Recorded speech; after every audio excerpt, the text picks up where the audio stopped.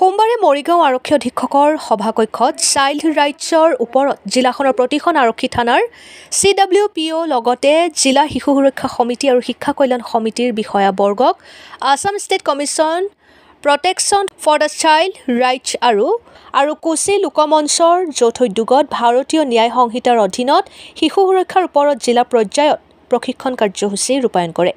বিশেষকৈ বাল্য বিবাহ ৰোধৰ লগতে পক্সো আইনৰ ক্ষেত্ৰত কেনেধৰণৰ ব্যৱস্থা গ্ৰহণ কৰা উচিত সেই বিষয়ে কোচি লোকমঞ্চৰ নতুন দিল্লীস্থিত কাৰ্যবাহী সঞ্চালক ঋষিকান্ত, কোচি লোকমঞ্চৰ ৰাজ্যিক কোঅৰ্ডিনেটৰ সুৰজিৎ বৰদলৈ, ASCPCR ফণীন্দ্ৰ বুজৰ বৰুৱা, মৌচুমী ব্ৰহ্ম, মৰিগাঁও জিলা প্ৰশাসনৰ হৈ অতিৰিক্ত আয়ুক্ত সুলক্ষণা বৰপাত্ৰ গোহাঁই, আৰক্ষী অধীক্ষক হেমন্ত কুমাৰ দাস, অপৰাধ শাখাৰ অতিৰিক্ত আৰক্ষী অধীক্ষক সমীৰণ বৈশ্যকে প্ৰমুখ্য কৰি উচ্চপদস্থ বিষয়াসকলে প্ৰশিক্ষণ প্ৰদান কৰা পৰিলক্ষিত হয়।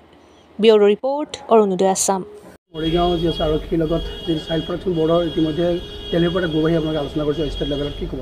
হয়, আমি Assam state commission for protection of child rights আৰু কোচি লোকমঞ্চ এই দুটা সংগঠনৰ মাধ্যমত আজি মৰিগাঁও জিলাৰ কিছু সংখ্যক থানাৰ OC তেওঁলোকক আমি মাতিছোঁ আৰু চাইল্ড ৰাইটছ ইছ্যুজৰ ওপৰত যিমানখিনি কথা আছে, যিমানখিনি আইনৰ কথা আছে, যিখিনি আমাৰ এডমিনিষ্ট্ৰেশ্যনৰ লগত কিছু গেপ থাকে, তো সেইখিনি আমি সমাধান কৰাৰ কাৰণে আমি একেলগে বহিছোঁ। হওক ইয়াত আমাৰ চাইল্ড প্ৰটেকশ্যন যিটো আমাৰ unit, district child protection unit, CWC child welfare committee আৰু পুলিচ, এই গোটেইকেইটাক লৈছোঁ।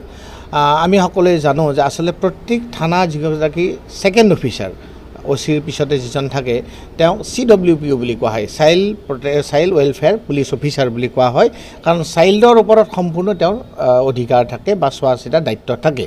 তো গতিকে আমি এনেকুৱা ধৰণে আমি কিছুমান ঠাই চেঞ্চিটিভ ঠাই কিছুমান আমি বাছি লৈছিলোঁ যে অসমত কিছুমান ঠাইত পক্সো আইনৰ যিটো আমি জানো, পক্সো আইন যিটো শিশুৰ ওপৰত যিটো যৌন নিৰ্যাতনৰ যিটো কথা, এইটো বহুত বেছি পৰিমাণে বাঢ়িছে কিছুমান ঠাইত, আৰু সেই ঠাইবিলাকত আমি বিশেষকৈ আমি 7টা এনেকুৱা প্ৰশিক্ষণৰ ব্যৱস্থা আমি কৰিছোঁ, য'ত আমি এনেধৰণে আমি যাম আৰু প্ৰশিক্ষণ আমি দিম।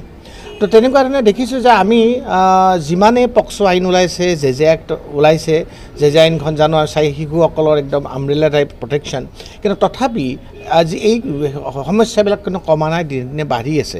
গতিকে ইয়াত কি কাৰণ হ'ব পাৰে বা আমি সকলোৰে যে দায়বদ্ধতা আছে, আজি ধৰক কিছুমান কথা আগত নাছিলে, এতিয়া মিডিয়াৰ প্ৰভাৱত আজি সকলোৱে আমি গম পোৱা হৈছোঁ, গতিকে এইটো মিডিয়াৰ ৰোল। তেনেকৈ সকলোৰে কিছুমান সামাজিক ক্ষেত্ৰত আমি শিশুসকলক তেওঁলোকৰ অধিকাৰ যাতে সাব্যস্ত হয়, তাৰ কাৰণে আমি সকলোৱে একেলগে কাম কৰাৰ এটা আমাৰ আৰু উমৈহতীয়া প্ৰচেষ্টা লাগিব। কাৰণ এইটো একপক্ষীয় নহয়, পুলিচে অকল আনিলেই নহ'ব, CWC বুলি আমাৰ অনুষ্ঠান আছে, DCP ইউনিট আছে, বাকী সমাজৰ অন্যান্য অনুষ্ঠান প্ৰতিষ্ঠান আছে, আমি সকলোৱে লগ লাগি এই শিশুসকলক এই অধিকাৰসমূহ দিব লাগিব আৰু তেওঁলোকে যি ক্ষেত্ৰতে এই ধৰণৰ বঞ্চিত হয় আমি সেইটো আমি অধিকাৰটো তেওঁলোকক দিব লাগিব।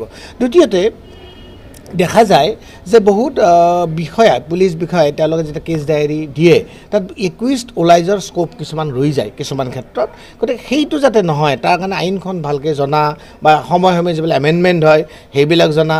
এতিয়া নতুনকৈ ভাৰতীয় ন্যায় সংহিতা আহিছে, তাতো বহুত কথা আহি পৰিছে, বিশেষকৈ পক্সো বা জেজেত যিমানখিনি আপোনাৰ পানিছমেণ্টৰ কথা আহিছিল তাতকৈ বহুত বেছিকৈ পানিছমেণ্ট দিয়াৰ ব্যৱস্থা আছে। গতিকে এই গোটেইখিনি কথা সাঙুৰি আমি প্ৰশিক্ষণৰ ব্যৱস্থা কৰিছোঁ। হওক এইটো আমাৰ এটা ষ্টেপ, ওৱান ছাইড, আৰু ইয়াৰ পিছত আমি ডিষ্ট্ৰিক্ট লেভেলত বিভিন্ন প্ৰকাৰৰ আমি ৰিভিউ মিটিংবিলাক কৰিম, য'ত গেপ থাকে।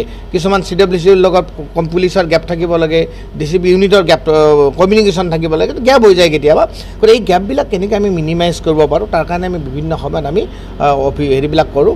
তদুপৰি আৰু বিশেষকৈ আমি জানো মৰিগাঁৱত আৰু দুটামান কথা, বিশেষকৈ এটা হ'ল আউট অফ স্কুল চিলড্ৰেন, খুব ল'ৰা ছোৱালী যে স্কুলত নাযায়, আউট অফ স্কুল চিলড্ৰেন হৈ যায়, ড্ৰপ আউট হয় বহুত বেছি। আমি গোটেই যোৱা বছৰ যিটো অসমৰ যিটো ডাটা আহিছিলে, প্ৰায় 1,60,000 ল'ৰা ছোৱালী স্কুললৈ যোৱা নাই, এটা ডাঙৰ এটা হিউজ সংখ্যা। আৰু এই বছৰ যিটো চৰকাৰৰ যে শিক্ষা পৰ্টেল যিটো দিছে, এই শিক্ষা পৰ্টেলত 38,000ৰ নাম সোমোৱা নাই, ডাঙৰ কথা। গতিকে এইবিলাক ক'ত গ'ল ল'ৰা ছোৱালী?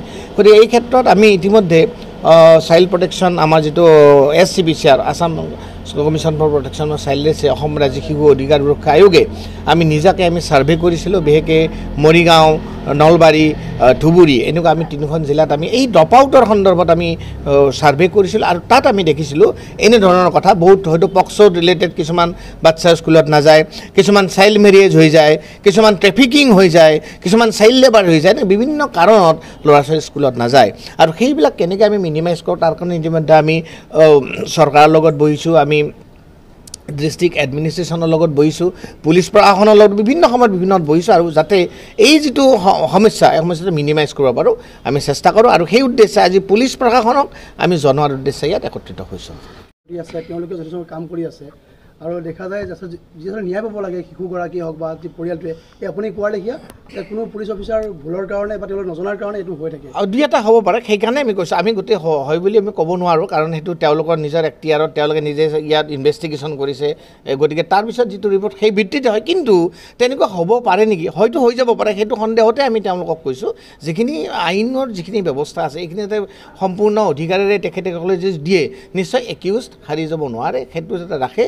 যেনেকৈ এটা সৰু উদাহৰণ আপোনালোকক দিব বিচাৰোঁ যে কি হয় যে কেতিয়াবা আমি চাইল্ড মেৰিয়েজ পাওঁ, তো অহাৰ পিছত চাইল্ড মেৰিজটো কি হ'ল যেতিয়া কোৰ্ট অনাৰেবল কোৰ্টে আকৌ পৰিয়ালক দি দিয়ে, তো বাচ্চাটোক যেতিয়া পৰিয়ালক দি দিয়ে আকৌ ছোৱালীজনী গুচি যায়। গতিকে কি হয় তাৰ কাৰণে ছোৱালীজনীৰ ভালকৈ কাউন্সিলিঙৰ দৰকাৰ, ছোৱালীজনীৰ ঘৰত SIR যিটো আমি স্পেচিয়েল ইনভেষ্টিগেশ্যন ৰিপৰ্ট কওঁ, ছোৱালীজনী ঘৰত থকাৰ উপযুক্ততা আছেনে নাই, মাক দেউতাকৰ সুৰক্ষিত হয়নে নহয়, আকৌ ছোৱালীজনী যাব পাৰে নেকি। গতিকে এই যিটো ইনভেষ্টিগেশ্যন এইখিনি ক'ত গেপ ৰৈ গ'ল, যাৰ ফলত অনাৰেবল কোৰ্টেও দি দিলে আৰু ফলত ছোৱালীজনী আকৌ হয়তো তেনেকুৱা ভিক্টিম হ'ব পাৰে। গতিকে সেইকাৰণে কি হয় পুলিচে যেতিয়া এইটো দিব চাৰ্জশ্বিট দিব বা তেওঁলোক কেছ ডায়েৰী দিব, অন্তত তাত যদি কিছু কথা উল্লেখ থাকে তেতিয়া অনাৰেবল কোৰ্টে গম পালে নিশ্চয় এইটোৰ পৰা এটা সমাধান পোৱা যাব। গতিকে এনেকুৱা ধৰণৰ কিছুমান গেপছ থাকে আৰু সেইবিলাক নোহোৱাৰ কাৰণে আমি আজি ইয়াত বহিছোঁ। হওক এক কথা ক'ব গ'লে মানে আচলতে যাতে কোনো ধৰণৰ ইয়াতে খুৰুঙা নাথাকে, খুৰুঙা যাতে নাথাকে, হয় নজনাকৈ হৈ যায়, এনেকুৱা নহয় কোনোবাই জানি কৰে নজনাকৈ হৈ যায়, যাতে খুৰুঙা নাথাকে সেইটোৰ কাৰণে আমি ইয়াত কোন কোন আছে আজি আমাৰ ইয়াত কোচি লোকমঞ্চৰ পৰা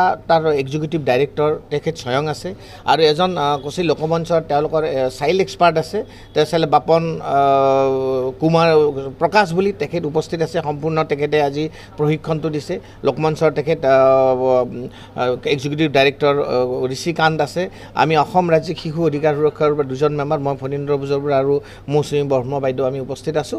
আৰু ইয়াত মৰিগাঁৱৰ পৰা কোচি লোকমঞ্চৰ মৰিগাঁৱৰ যিটো টীম তেখেতসকল যিহেতু ছাপৰ্ট পাৰ্চন, এইটো আপোনালোকে চাব সুপ্ৰিম কোৰ্টে ইতিমধ্যে প্ৰত্যেক পক্সো আইনৰ লগত একোটা ছাপৰ্ট পাৰ্চন দিবলৈ নিৰ্দেশ দিছে আৰু সেই হেতুকে কোচি লোকমঞ্চ এটা যিহেতু এটা তেওঁলোকে একোটা ৰিকগনাইজড এইটো ছাপৰ্ট পাৰ্চন হয়, তেখেতসকলকো ইয়াত আজি ইয়াত আছে, CWC আছে আৰু বিভিন্ন থানাৰ OC বিলাক ইয়াত আছে।